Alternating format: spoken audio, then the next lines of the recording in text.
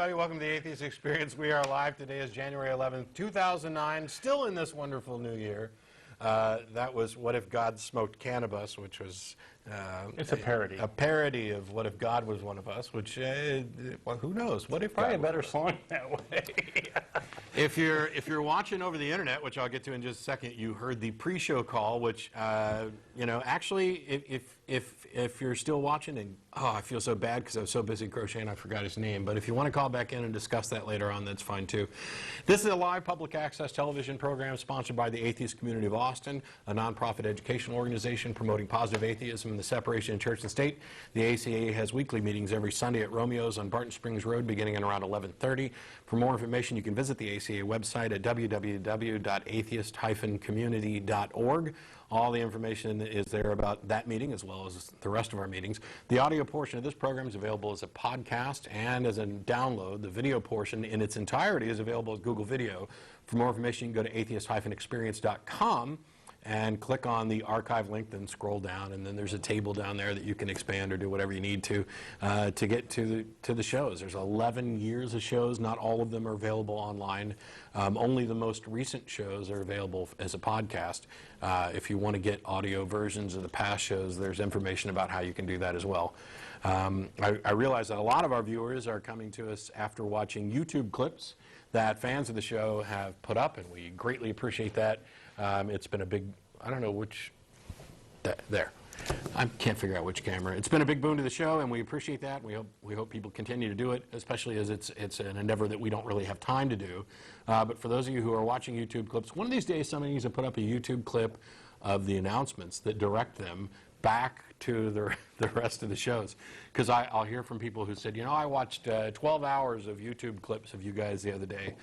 And, you're just scratching the surface. Yeah, there's entire 90-minute episodes up there. Several hundred hours video, yeah. Yeah, it's a lot, and we don't have seasons really so much. We just kind of keep coming in every week unless we're bumped by the Mormons or something else.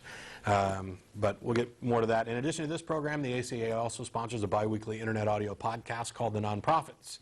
For more information, you go to nonprofitsradio.com. That's Prophet.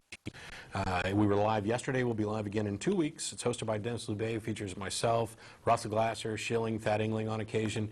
And it is geared more towards atheists and current events and subject matter. It's less educational and more, I don't know, newsy, irreverent, ranty, bitchy. Yesterday I took some pot shots at the skeptic community in general. And actually it was a return salvo for some things that some people in the skeptic community said. And it's probably going to be misunderstood, and I'm probably going to have people angered at me and calling me you know, part of the problem or whatever else. If you would like to, if you don't get through on the telephone today, or you don't want to, you can email tv@atheist-community.org. That goes to myself, the co-host, most of the people behind the scenes.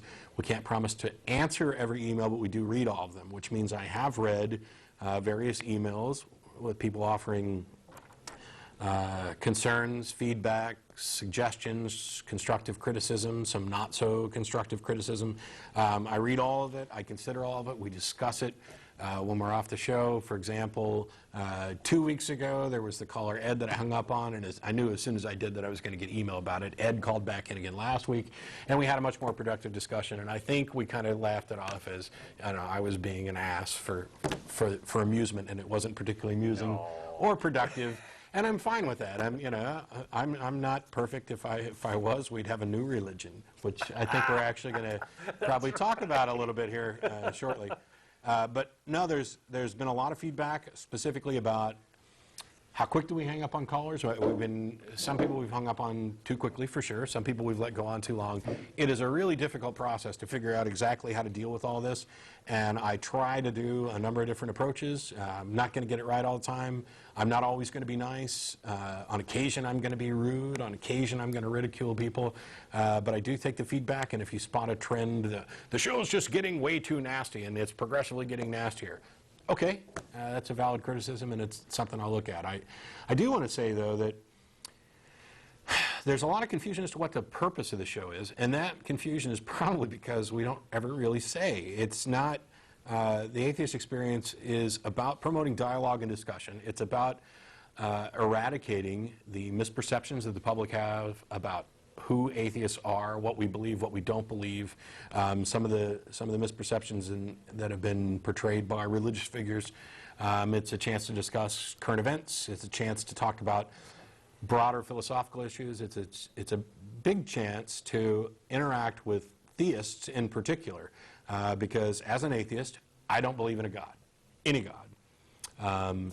I happen to be one of those atheists who actively believe that no gods exist. I don't assert that I can demonstrate that to anybody, or I could probably demonstrate it to some people. It just depends on definitions. But the big thing is, we're not here to necessarily convert anybody. I mean, if somebody listens to the show or calls in and has a discussion, as long as it's a productive discussion that carries on and doesn't get circular, and as long as people are acknowledging points made, I'm fine with it. And actually, I've said before, I'd be willing to have one caller that stayed on for the entire show as long as the dialogue was progressing, as long as we didn't get mired in the mud or stuck on a definition and never got anywhere. I'm fine with that. If at the end of the show, or if after watching a bunch of shows, somebody comes away and their particular religious beliefs are strengthened, that's fine. I'm just happy to have had them, consider it and have discussion and dialogue. I am not some vicious monster, although I am relentlessly and unapologetically not prone to tolerating BS. And my interest is in what do you believe and why do you believe it. If you give me a reason and I comment on it and say I don't agree, that's fine. We can agree or disagree. But I'm not going to allow people to come on the show and just preach or make points that they refuse to defend. I care about what I believe. I care about whether or not it's true. Don does, the rest of the co-hosts do as well, although I don't want to speak for everybody. I know these people. We care about whether or not our beliefs are true. And we are pretty much of the mind that why would anybody believe anything unless they have a good reason to believe it? And how you define good reason is something that, we can surely discuss. But if you say that you believe something and you cannot provide a good reason, then it is asinine for you to expect somebody else to accept your reasoning, somebody else to come along and agree with you. And I think that's one of the bigger points that we get to.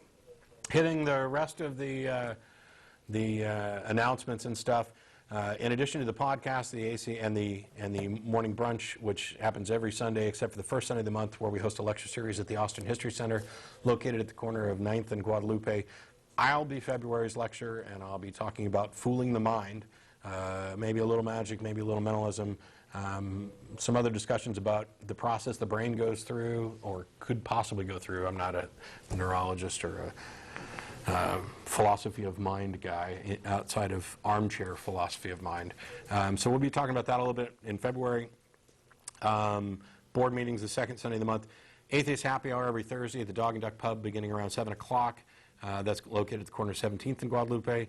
And after this program is over, everybody involved gets together for dinner. We're going to Threadgill's as our normal place. It's 301 West Riverside Drive. The show's on until 6 p.m. We get down there around 6:30 or so. Any atheist or atheist-friendly person is welcome to come to any of our events. You don't have to be a member to attend. If you're coming down to preach, proselytize, provoke, please don't. Just pick up the phone, and we'll be happy to talk to you on the air. And I'm not going to set out hard and fast rules for callers, because there are some people who say you're taking too many calls from people who agree with you, or too many calls from people who want to say great job. I appreciate those calls. Feel free to call in and make them short if possible. We only have 3 lines. I'm not going to set a hard and fast rule on how much time anybody gets to talk. We talked about this last week about, we're going to give you, 1 solid minute, and then, we don't need to do that. The rules are tough. They're tough. I'm just going to continue to be me and flexible, and we'll see where the calls go. And maybe I'll try to let some people go on a little bit longer than I have. I might have knee-jerk cut some people off, but that's way too much for the announcement. Yeah.